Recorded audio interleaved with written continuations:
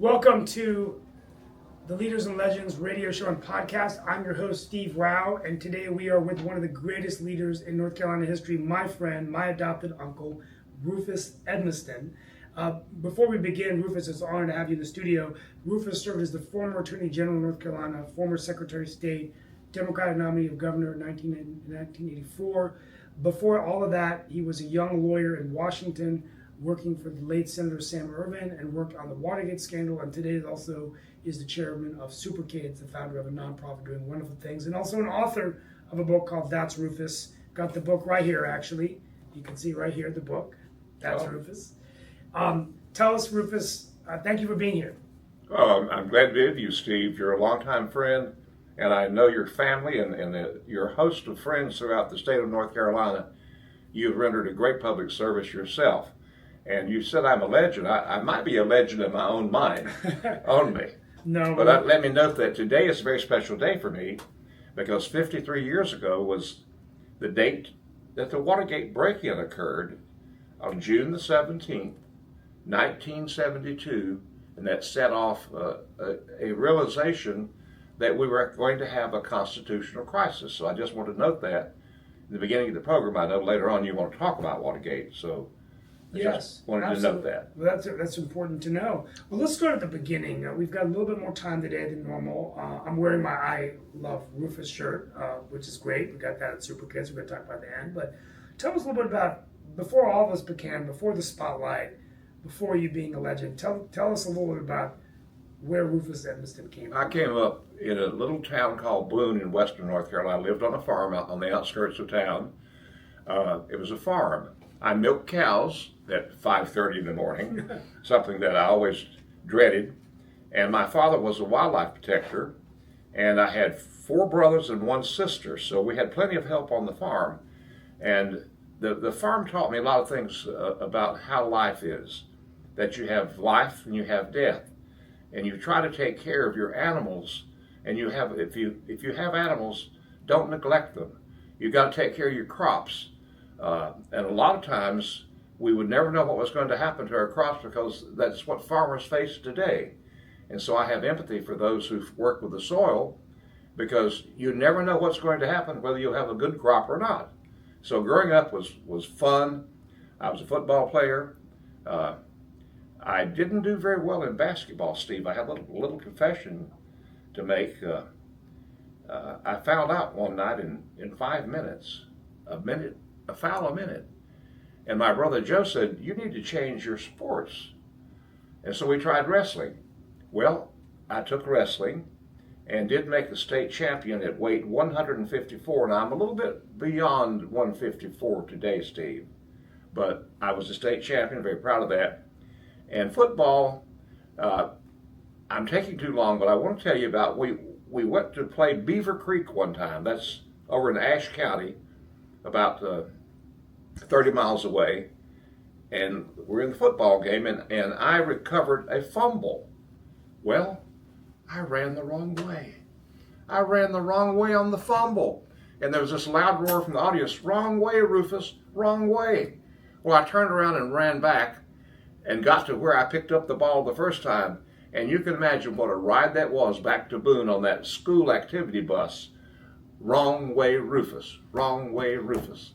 So that's a little funny thing to happen. That's amazing. And so you grew up on a farm, and then eventually you where did you go to college? Well, I went to Carolina. Chapel Hill. Chapel Hill.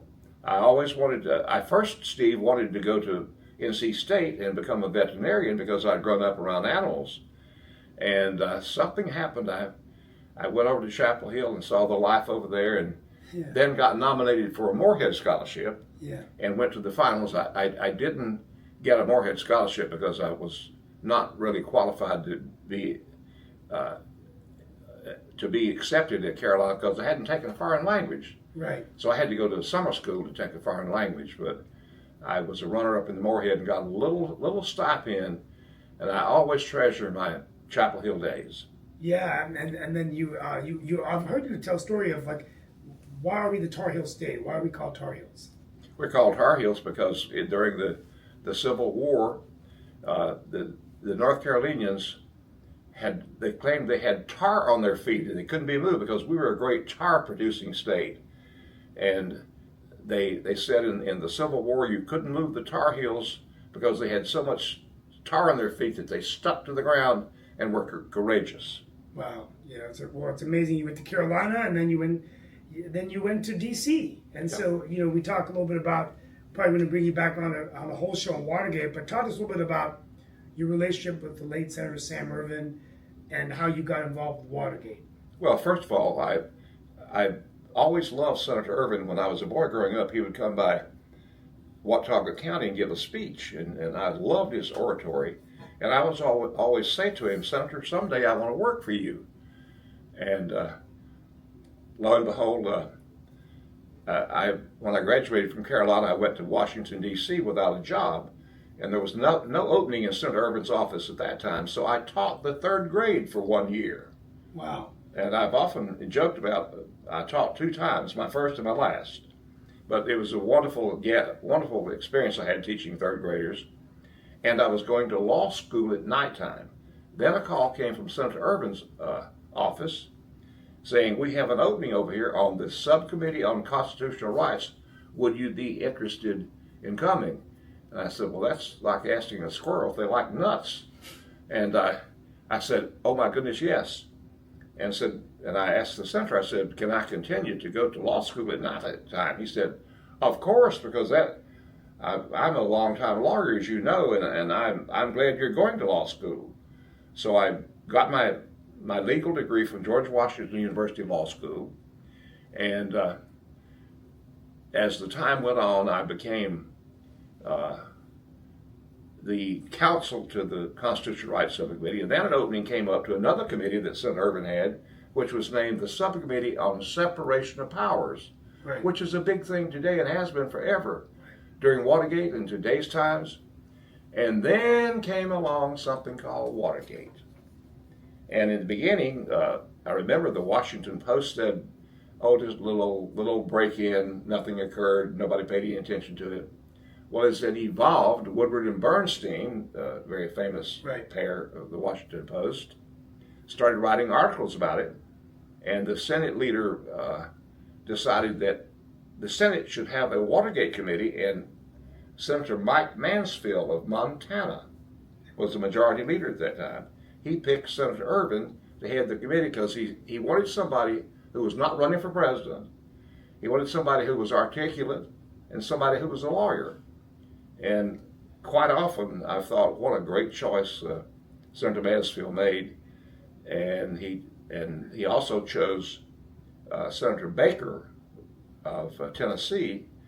And so Ervin and Baker were just like a team of finely trained horses. They worked together. And you served as a deputy counsel. And so, because I had been around for 10 years with Senator Ervin made me the Deputy Chief Counsel of the Senate Watergate Committee, and I was only 31 years old. Now, nobody at that age, Steve, should have a job like that. But I had been around for 10 years. I knew the Senate, and Senator Ervin told me, he said, well, I need somebody that knows the history of the Senate, that knows how it works around here, because a lot of these people coming on the committee have no earthly idea about how it works around here. And that went along with Sam Dash being the chief counsel. He was very good, but he knew nothing about how the Senate worked. And so that's where my expertise came into play, and I got to question witnesses. I was the only person in the first person in the history of the country to serve a subpoena on Richard Nixon for the tapes. So that's my little footnote in history. And there are so many things about Watergate. It's in my book. I'm writing another book that we'll talk about shortly. And we'll talk about Watergate again because it has a lot of lessons to teach. Did you serve the papers on subpoena? Did you with Nixon's people, did you ever meet the president, speak to the president? Well, when I got there, it was about 6:30 in the afternoon on the hottest day in August in the whole world in Washington, D.C. And I asked the man who was the president's counsel at that time, is the president here?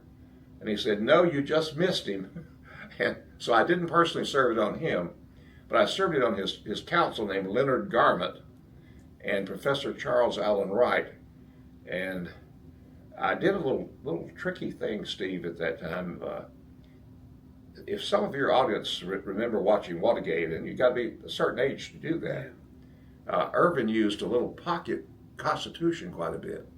Well, I stuck one of those in my pocket before I went down to the White House, and when I served the subpoena papers on the White House, I whipped that blue little Constitution out of my back pocket and said, "I've heard it said that you need one of these down here too."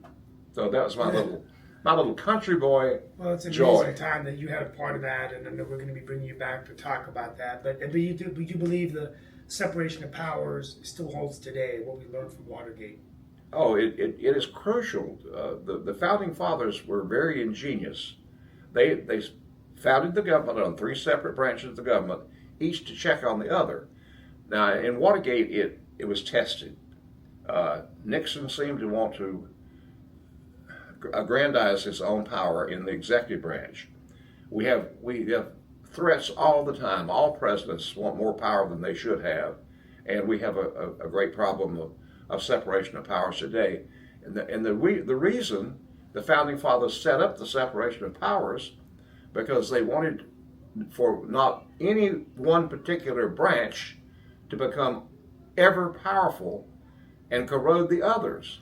And when that happens, you lose the meaning of what the founding fathers were trying to do, to have co-equal branches of the government that looked over one another's shoulder. And I must say, I worry about a lot of things in today's political world. We're going to talk about towards the end of the interview, just making a conversation about civility and where we are as a country. So you leave Washington, and you end up coming back home to North Carolina, and you get into public service. You serve as Attorney General. Well, actually, you ran for governor in '84. Yes. Right? Tell us about that experience. What brought you back home to North Carolina? Why did you decide to run for office? Well, after 10 years, I'd had enough of Washington. And so I noted that my old-time friend that Senator Ervin told me to hook up with when I came down to Washington, Thad Ure, who had been Secretary of State for a long time, I asked him what to do, and he said, well, it looks to me like that Robert Morgan is not going to run for Attorney General again, and you might want to do that. Well, I had to win the votes of 400 and some executive committee members of the state Democratic Party to get the nomination. I defeated 9 other people, there were 10 of us running, and got the nomination for Attorney General, and won that race in the fall of 1974, and was sworn in, immediately went to work. And another guy from Boone, when I first won, was the governor of the state of North Carolina named Jim Holshouser. Wow. So here I was Attorney General from Boone.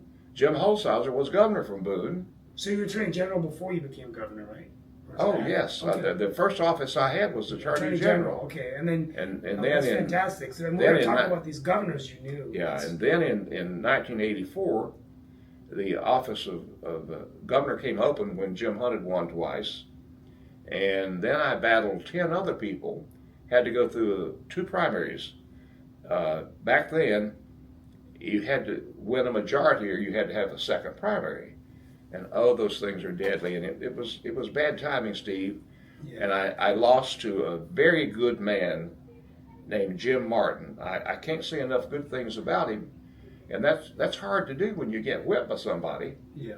But he was a gentleman in all respects, and I have a great relationship with him today, and had a great relationship with him when I was Attorney General. Now and then tell me, is it true? This is like your story. You're one of the best storytellers in the state. We had David Crabtree in here. I think it's a good competition between him and you. And David's the CEO of PBS now, and you and I both are on some of his shows, but on PBS Carolinas. But is it true that you might have lost a race because of a certain barbecue sauce? You got to tell us that story. Oh my goodness! I'm trying to liven this up, Now, of course, if you are any way around politics in North Carolina, you're going to eat a lot of barbecue. And that's in your book, by the way. And there are 100 counties in North Carolina. So everywhere you go, you're eating barbecue. And remember, there are different kinds of barbecue in North Carolina. Eastern vinegar-based, the Lexington barbecue, we call it the Western barbecue. Well, one time I was at a meeting running for governor before the North Carolina Recreation Association at the faculty club in Raleigh. Somebody said, "Have you had enough barbecue to eat?" I said, "I've eaten that stuff till I'm sick and tired of it. I hope I never see another drop as long as I live." Well, I could have said, "I hate my mama. I hate cherry pie. I hate chocolate cake." The next morning, the News Observer said, "Edmisten attacks barbecue." And I was only kidding, of course. Oh, wow. And, they just jumped all over me. And so I decided I'd try to make a joke out of it. And I called a press conference and I said, "It's obvious that the devil made me say that. And I've looked it over and I want to go to an exorcist and get all this demonic stuff about barbecue knocked out of me by an exorcism." And everybody laughed and took it on. But then if you look at any barbecue book in North Carolina, go to the index, look up the name Rufus Edmisten, and then go to the page, and it'll say, there was this guy named Rufus Edmisten who ran for governor, and he condemned barbecue, and guess what? He didn't become governor. And that's an amazing story. I still get kidded about that. And then you became, that's the barbecue story, folks. If you're hungry tonight, eat some barbecue. We got motivated on that. But so you become Secretary of State. What was that experience like? Well, I had 4 years. You made a comeback. I made 4 years of private practice of law between Attorney General and running for Secretary of State. And my old friend Thad Ure, who had been Secretary of State for 52 years, longer than I had lived, by the way. I was about 42 at the time. Decided not to run again, and I decided that I liked government service, and I ran and won. And so that was sort of an unusual comeback in North Carolina because I've looked over history a lot, and it's hard for somebody to lose an office and come back. I'm not speaking of you, my friend Steve. It's okay. I'm 4-2. I've got a winning record. But it's hard to come back in North Carolina, so I served 2 terms as Secretary of State and enjoyed that office. But to tell you the truth, the office I enjoyed the most was Attorney General. I could make things happen. Yeah, that's fantastic. And so before we get into some leaders' questions about different governors you've worked with, you really enjoyed being on the Council of State. You served probably one of the few that served in 2 different roles on the Council of State, Attorney General and. So I was thinking about that this morning as I was getting ready for the interview. So that's and Council of State, for your audience, is all the elected officials in North Carolina, and they must meet once a month to go over governmental business like transferring land and doing certain chores. And it's a good way to get the government together. And, we elect more people in North Carolina than most states. We elect everything from a Commissioner of Labor, Commissioner of Insurance, all the way up to Lieutenant Governor, Attorney General, Superintendent of Public Instruction, a number of offices. Right. And a lot of people say you ought to do away with some of that, but I don't think so. I like giving the people a shot at choosing their own leaders, and I have a different opinion about judges. I've almost come to the conclusion, Steve, that we don't need to be electing Supreme Court and Appellate Court justices. That too much of when you run to sit on a court, you're supposed to be absolutely, undeniably impartial, and it's hard to do when you have political offices with the names Democrat, Republican on the ballot. Yeah. So I've changed my mind on that. I think that it ought to be a gubernatorial appointment and maybe confirmation of the judicial commission state or something that oversees it. Some states do that.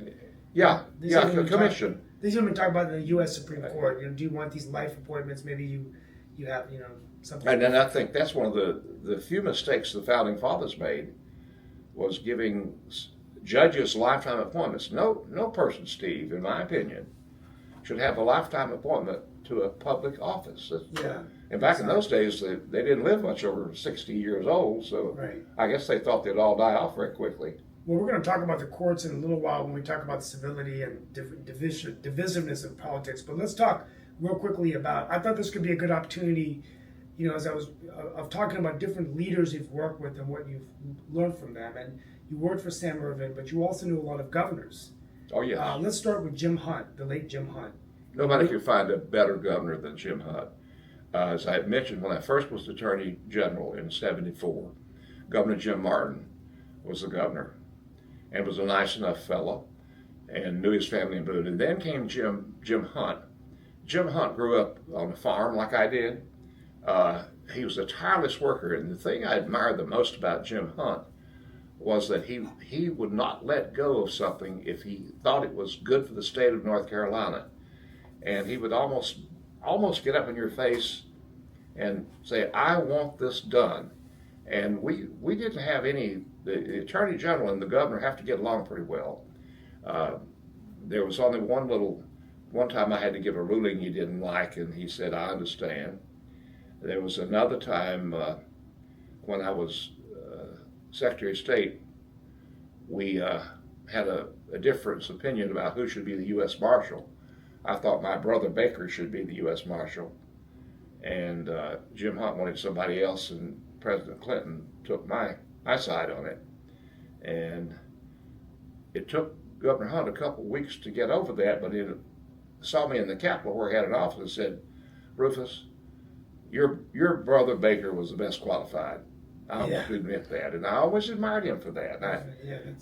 I served with Governor Martin. Yeah, that guy that whipped me for governor. And you became friends with Martin, yes, the governor. Yes. Hauser as well. Yeah, Martin. I served. I did not serve with Governor McCory while I wasn't in public office when he served. And we interviewed him few weeks ago on this show. Oh, good. Yeah, that was the first guy. Governor Martin included me in things. There's a little quick story about Governor Martin. When I was first elected Secretary of State, I had always coveted that office in the Capitol that Secretary of State Thad Ure had occupied for 52 years.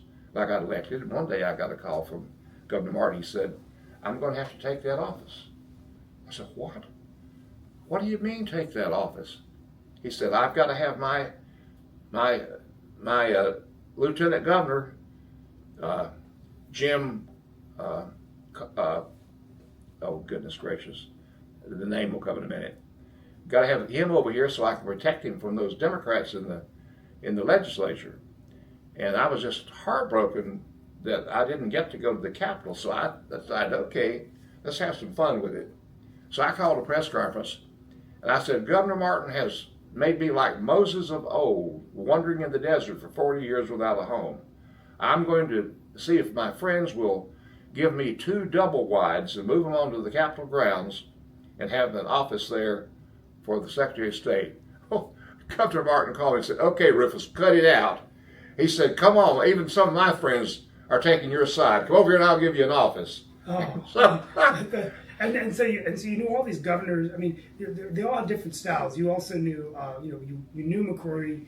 You worked closely with Governor Cooper. He was AG. Before that, he was a senator. Yes. Then governor. Now he's running for U.S. Senate. And Stein, the current governor. Yes. What have you learned from these different governors? Their different styles. I know we've both been impressed with the job Governor Stein's doing. Hope he's listening to the show. But yes. Well, the one thing I've learned about governors is that the most critical thing about being a good governor is being able to work with the legislature.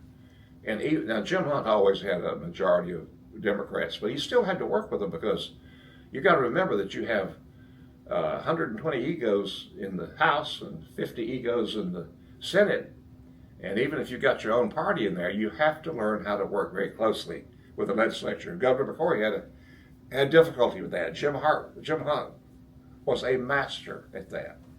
Governor Perdue, being a product of the Senate, knew how to work the system. So I observed among all the governors that that's the best way to get along. And one time Governor Stein said, "You got any advice for me?" And I said, "Yes, don't pick unnecessary fights with the legislature." And he's been a great governor. Yeah, that's right. Well, we're going a little overtime today, which has never happened for us. So this is historic. We have the legendary Rufus Edmisten in the house in studio. So that's great. I think that it's great. What do you believe? Before I get into some of the state of politics today and a little bit of the discussions you and I've had as friends of civility, what have you learned about the strongest leaders you've worked with? I've learned the strongest leaders are those who make decisions and stick with them and explain why they made those decisions and be honest with the public and they will succeed. That's great. That's a great segue into our next section. You know, we have a mutual friend, and I'm going to start with former United States Senator Joe Manchin, who is from my home state of West Virginia. So when you were Secretary of State, you knew him. He was. He was Secretary of State. Yeah, he was yes. Secretary of State. Yeah, I liked him very much. But he was in the Senate, and he told you that he didn't like it because Yeah. it was very divided, right? Right. I asked him one day. I said, "How you like it up here, Joe?" And he said, "Right. The place is awful." I said, "I don't know anybody. You probably know more people than I do." So and the reason I started with that was that, you know, I've reached out to the senator. We're going to try to bring him on sometime. He's still living up in D.C. area. You've gone through different eras of political service or different eras of politics, all the way back from Watergate to the current era. What did you ever believe or see that we would be this divided? How divisive is our politics today as you observe it now from the outside looking in? I know you're a lobbyist and I'm dismayed. I'm very dismayed. I go back. I'm writing a book, Steve, called "I Finally Got a Few Things Right: Bring Back Civility." And I don't mean only in politics. I mean this incivility with people at one another's throats, crazy AI stuff, crazy social media, is tearing people apart. And I go back to Watergate to show an example of how you can work together with Senator Ervin and Senator Baker. I defy anyone to find a time during the entire Watergate, and they were televised for months and months and months, where they were at one another with any kind of animosity, because they made a deal in the beginning. We'll make this thing work, and that slowly faded away from the U.S. Senate, and that's when Senator Joe Manchin said to me it was beginning then to have all this hunkering down, each side getting on their side and lobbing nasty stuff at the other side, and wanting an affirmation of their views. And the only way you get over that is for people to stop and listen to the other side. And I just don't see that happening today. Right. It's dismaying to me. Why has it gotten to that point, though? What is it? Is it technology? Is it the way the political system is? I mean, we could spend another show on it, but just high level. It's partly, Stephen, because our leaders in the Congress are chosen now by the most gerrymandered operation you could ever think of. And when you don't have to run hard for public office, you get calcified in your own view. And I'm so worried about the U.S. Congress. Seems to me today to be as weak as a puddle of muddy water. They're losing all their power, and actually strategically they're the first branch of the government mentioned in the Constitution, and the Founding Fathers is pretty plain meant for the Congress to be the most powerful part of government. And of course, social media. You're a great media person. You're a great information technology person. That's how I first met you.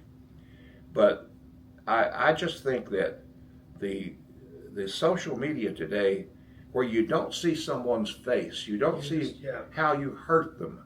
You lob something on the internet, on Facebook or something like that, and you can't see that you've hurt that person. You can't see their expressions. You know what it is. It's easier for you to do that way than old-fashioned sit down and say, okay, here's my view. What's yours? I want to listen to you, and for goodness sakes, try to show empathy. Because somebody may be in a terrible, terrible mood or have something happen the particular day that you lob something at them on social media that cut to the core. Yeah, and as we close out this section, I know you're writing a book on this, but I mean, what if you and I well, you're a board member of the Institute of Political Leadership, and I graduated from that program. What is your advice to young leaders? How do we make it better? What is your advice? Yeah, you mentioned a good organization, the Institute of Political Leadership, where they come in, and I'm a faculty member there, and there are people from all walks of life, all beliefs, all ideologies, and they have to work together. And the main thing in political life today is that people need to stop and turn off that brain send button. Pause your send button. before you blab off and hurt somebody and irretrievably make yourself a fool. Take a breath and just take several breaths. Talk to someone, listen to them. Is that your advice to legislators, my advice mayors, policymakers? Is say, look, I want to talk to somebody that will listen to me, and I promise I will listen to them also. And sometimes, there's no big sin or crime in just walking away. If somebody is not going to listen to you and starts yelling at you and lobbing stuff at you, just walk away. That's right. That's right. Just walk away. Folks, if you're listening and you have ideas, please share them with us. And we don't get into political issues on the show, but I think from a leadership, civility, these are the kinds of things that we need to work on to get better. Let's shift into your work in nonprofits. We've got about 10 more minutes left. This is going really well. One of the things I've always admired about you is how you really now in our state, I think I speak for many of us, all of us, that you're a statesman, right? You've got super kids. I was at the governor's mansion. You raised $220,000 for I think it was North Carolina for Good Foundation. Foundation for Good Government. Foundation for Good Government. And that money is going to super kids to fund scholarships. So tell us about what motivated you to start Super Kids and a little bit about how we can help super kids. One day I was sitting in my office as the Secretary of State, and a friend of mine who's the principal of a low poverty area school in Kinston called and said, I got a problem. I said, what is it, Johnny? He said, I was going to bring up a group of kids tomorrow to the Capitol and somebody stole their bus money. And I looked around and had a friend in the office, George McCotter, and Bone Crusher Smith, my friend, was in there, the heavyweight champion of the world. I said, each you boys got a $100 bill on you? And I whipped out a little money myself, and I dispatched a car down there, and I called Johnny, and I said, Johnny, you've got money to come up here. So he brought this busload of kids, and he called them super kids. I said, why you do that? He said, because they do something extraordinary. And I said, like what? He said, well, one of them last week found a $20 bill and turned it in. I said, I'm not sure I would have done that. I took them to the Capitol, made them all honorary secretaries of state, and decided I liked his program. And we started one where if you show that you're a good kid and you're unable to go to college financially and you meet our criteria, you'll be chosen as a super kid, and we support you all the way through. And since 31 years ago, Stephen, we put over 120 children in school who went to institutions of higher education. And you met some of them when you were at the governor's mansion. And if you want more information, we're going to send some information to Super Kids. I got my for Rufus shirt, which I'm wearing today. And by the way, you have always been a great supporter of the Super Kids. I don't think you've ever missed one that I know of. No, I didn't. And this governor's mansion was a special Yes. love. Well, you're one of the all-stars. We're closing out here, but we want to go to the section a little bit about just kind of what we call it the Steve Rao Rapid Fire, and just different things just to get to know you better. What do you think? What makes North Carolina, in your opinion, special? Because it has special people in it, and because it nourished me and made me aware that there's a lot of need for people, and gave me the chance to be somebody where I think and hope and pray that I made a difference. You've achieved a lot. You've experienced a lot. You're a young, sprightly 85, right? 85, July the 12th. What do you want your legacy to be? I want my legacy to be that he tried to make life better for people. And one of the legacies is that I helped save the New River from being dammed over up in my area of the woods. And I know that's very specific, but I would like for people to say that I've made life a little bit better for somebody in some way, somewhere along the way. What's your favorite food? My favorite food is barbecue. That was a trick question, by the way. You had to get it right this time on Steve Rao's show. Right? And all kinds of, except I'm not crazy about that Texas barbecue. I'm going ad lib here. I've never done this before. These are just coming out. Tell me the secret to growing good roses. The secret to growing good roses is pick a variety that will not wilt and get that old greasy stuff on them. I have been very lucky with knockout roses, and the secret is not watering them from the top. Water from the root so they won't get mold. And there's, I won't say the brand of it, but there's a application. It's called 3-in-1. It has pesticide, fungicide, and fertilizer in it, and that's worked for me.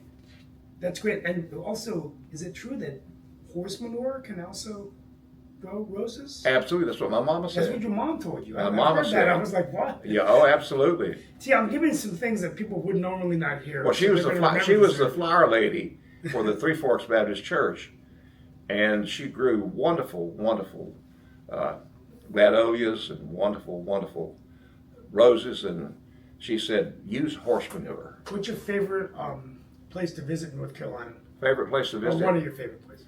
Well, my favorite place to visit in North Carolina is probably my hometown of Boone, Yeah, where I'm going this coming weekend to open up the Horn in the West outdoor drama.